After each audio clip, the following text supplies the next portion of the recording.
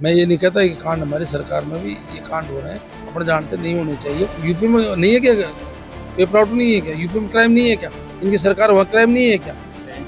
ऐसा कोई भी गलत काम है, बिल्कुल गलत है, चाहे मणिपुर हो चाहे कोई हो। जिस तरीके से दिव्या मदेरणा का भी बयान आया था कि उनकी वो जाने उनसे पूछो, आप बताओ उन्होंने क्यों दिया। हर आदमी का अलग अलग विचार है। हमारे साथ मौजूद हैं मंत्री मुरारलाल मीणा। सीधी बात करेंगे सर, चुनाव का काउंटडाउन तो शुरू हो चुका है, आप लोग एग्जाम जम पर भी बैठ गए हैं, लेकिन बीजेपी नहीं सहेगा राजस्थान स्लोगन के साथ में मैदान में उतरी, क्या कहें? ऐसा बीजेपी हर पार्टी अपने साथ काम करती है। बीजेपी तो हमेशा नई नई झूठ की बात बना के लाती है। नहीं सहेगा राजस्थान, नहीं राजस्थान क्या नहीं सहेगा? उनकी स्थिति क्या है देख लो पूरे देश के अंदर। अभी जो चुनाव है उनमें क्या स्थिति रही है, मणिपुर उनकी गवर्नमेंट अभी क्या स्थिति रही है, और वो तो चुनाव पता लग जाएगा किसको राजस्थान सहेगा किसको राजस्थान नहीं सहेगा। जिस तरीके से मुख्यमंत्री अशोक गहलोत लगातार लाभार्थियों से संवाद कर रहे हैं, अब बीजेपी भी एक्टिव हो गई है, किस तरफ से जाएगा? फिर वो विकास पे वोट पड़ेगा या मुद्दे रह जाएंगे? देखो हम तो विकास पे वोट मांगेंगे, बाकी ये जनता के ऊपर है। मैं समझता हूँ कि इस बार कांग्रेस की स्थिति काफी प्रदेश के अंदर अच्छी है। जिस तरह से फ्लैगशिप की योजनाएं दी हैं, विकास के काम हुए हैं, और एकजुट होकर हम चुनाव लड़ेंगे, और तो निश्चित ही अच्छे परिणाम आएंगे। और कौन से मुद्दे हैं? विकास ठीक है, लेकिन सबसे ज्यादा विकास के मुद्दे ही होते हैं, क्योंकि नेता जनता चुनते हैं विकास के लिए, और विकास में किसी प्रकार की कोई कमी इस बार गवर्नमेंट ने छोड़ी नहीं है। जन कल्याणकारी योजना में कोई कमी नहीं छोड़ी है, वैसे कोई कमी नहीं छोड़ी है। मैं समझता हूँ निश्चित इसके अच्छे परिणाम आएंगे। घोषणा पत्र में काफी घोषणाएं हुई की बातें हुई थी। हमारी 95% घोषणाएं पूरी हुई इस बार। पहली बार ऐसा बजट घोषणा भी सारी पूरी हुई है। अभी इस बजट में भी जो घोषणाएं हुई थी उनमें बहुत तेजी से काम चल रहा है, और वो भी 85% के आसपास पूरी हो गई है।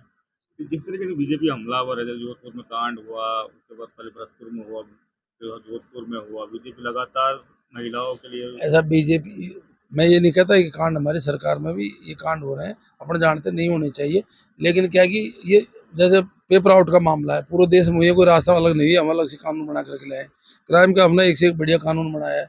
और इस बार FIR का दर्ज इसलिए ज़्यादा हुई है कि इस बार सारे थानों को आदेश दे दिए, अब कोई केस बिना FIR नहीं होना चाहिए। लेकिन चालान कितने पेश हुए हैं देख लो आप। चालान पेश कम हुई है। बाकी यूपी में नहीं है क्या पेपर आउट नहीं है क्या? यूपी में क्राइम नहीं है क्या? इनकी सरकार वहाँ क्राइम नहीं है क्या? ये क्या है कि लेकिन फिर भी इस पर हमारे पूरी तरह ध्यान है, हमारा पूरी सरकार कंट्रोल कर रही है। तो जिस तरीके से हिंडोन में मामला सामने आया था, परिवार को भगा दिया था थाने से, तो कहीं ना कहीं कमियां तो रहती हैं।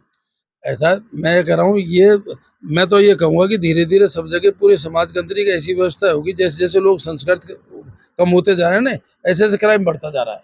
बेरोजगारी भी इसका मेन मुद्दा है, मूल मुद्दा है। क्योंकि बेरोजगार होते हैं बेचारे, क्या करते हैं, नौकरी मिलती नहीं, फिर उनसे डोलते उनसे काम करते हैं। और बेरोजगारी बढ़ाने सबसे ज्यादा हाथ मोदी सरकार का है। जब से मोदी सरकार देश के अंदर बढ़िया नौकरी दी नहीं उन्होंने।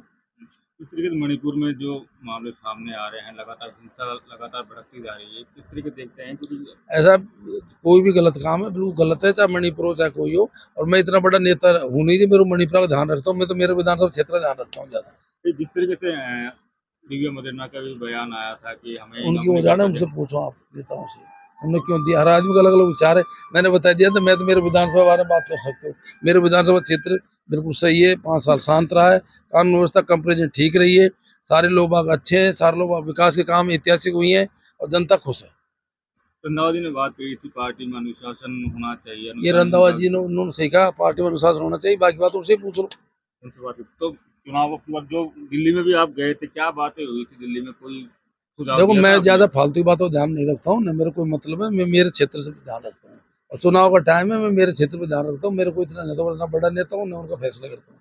क्या मुद्दा लेके जाएंगे उसके बाद? विकास का विकास का मुद्दा लेके जाएंगे। बिल्कुल काम बिल्कुल। करें हम। बिल्कुल, धन्यवाद बातचीत करने के लिए। तो ये थे मंत्री मनोहर लाल, जिन्होंने कहा कि अब की बार मेन मुद्दा विकास का रहेगा। संदीप मीणा, दौसा, राजस्थान तक।